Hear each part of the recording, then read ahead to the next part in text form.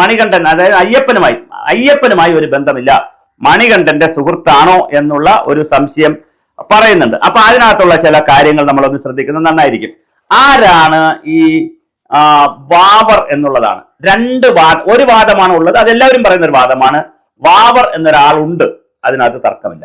പക്ഷെ ഇത് അറേബ്യൻ രാജ്യങ്ങളിൽ ഇസ്ലാം മതം വരുന്നതിന് മുമ്പ്, അതായത് മുഹമ്മദ് നബി തിരുമേനിയുടെ ഇസ്ലാം മതത്തിലേക്ക് ജനങ്ങൾ പോകുന്നതിന് മുമ്പ് ജീവിച്ചിരുന്ന, തുർക്കി കേന്ദ്രമായും അറേബ്യൻ രാജ്യങ്ങളിലും ഒക്കെ ജീവിച്ചിരുന്ന ഒരു യോദ്ധാവാണ്, അല്ലെങ്കിൽ ഒരു സൈനികനാണ് വാവർ എന്നൊരു കഥയുണ്ട്.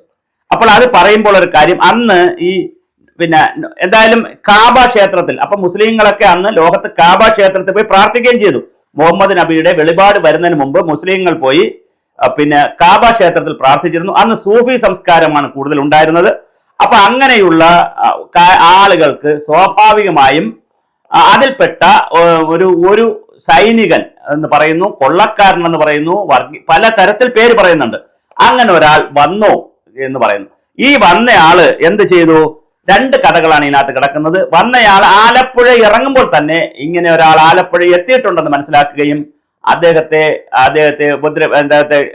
കീഴടക്കാൻ വേണ്ടി മണികണ്ഠൻ പോയി എന്നൊരു കഥയുണ്ട്.